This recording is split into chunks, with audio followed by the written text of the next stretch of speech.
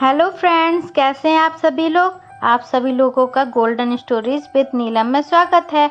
आज की कहानी का नाम है थ्री लाफिंग बुद्धा की आखिरी हंसी, द थ्री लाफिंग मॉक्स। बहुत समय पहले की बात है। नॉर्थ चाइना में 3 मॉक्स रहा करते थे।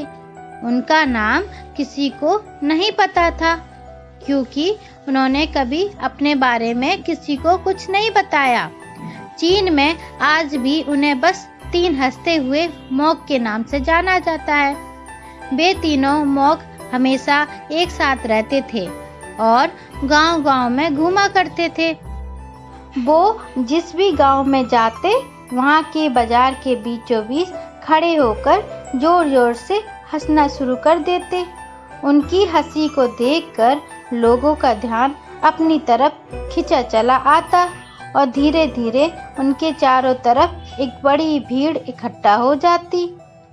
वे इतनी एकाग्रता एवं संपूर्णता के साथ हंसते कि उनकी हंसी देखकर सारा गांव हंसने लग जाता, और जब वो पूरा गांव हंसी के समंदर में डूब जाता तो वे दूसरे गांव चले जाते। वे ना तो कुछ बोलते थे, ना ही कुछ उपदेश देते और ना ही कोई शिक्षा। वे जहाँ भी जाते अपनी हंसी से एक ऐसा माहौल बना देते कि लोग अपने सारे दुख दर्द भूलकर बस हंसने लग जाते। पूरे चाइना में उनके बारे में बातें होने लगी। जब भी उनसे उनका नाम पूछा जाता तो बस हंसते थे, और इसी वजह से उनका नाम द थ्री लाफिंग मॉक्स पड़ गया। वो मॉक्स इस तरह हंसते थे जैसे कि उन्होंने इस संसार खुशी को या भगवान के मजाक को समझ लिया हो, और उन्होंने सिर्फ अपनी हंसी से पूरे चाइना में इतना आनंद फैलाया जितना आज से पहले कोई नहीं फैला पाया। पूरे चाइना में घूम घूम कर लोगों को हंसाते हुए समय के साथ वे तीनों बूढ़े हो गए।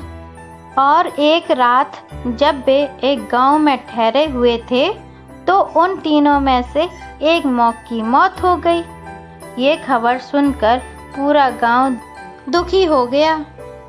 गांव वालों को लगा कि शायद आज के दिन वो 2 मॉक जरूर रोएंगे, और यही देखने के लिए हर कोई उनसे मिलने आया।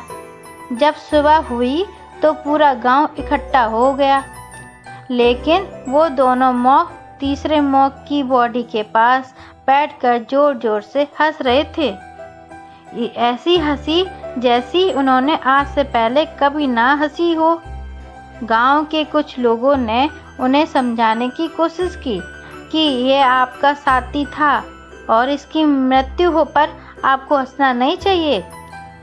तब उस दिन पहली बार उन्होंने लोगों से बात की और कहा, हम हंस रहे हैं क्योंकि ये आदमी जीत गया है। हम तीनों में शर्त लगी थी कि जो भी पहले मरेगा बाकी के 2 उस पर जोर जोर से हंसेंगे, और इस आदमी ने आज हमें हरा दिया।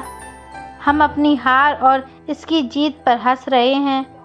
इसे अंतिम विदाई देने का इससे बेहतर तरीका और क्या हो सकता है। ऐसा कहकर उन्होंने उस तीसरे मॉक को चिता पर लटा दिया। चीन में ये प्रथा थी कि जब किसी इंसान की मृत्यु हो जाती तो उसके पुराने कपड़े उतार कर उसे नए कपड़े पहना दिए जाते थे।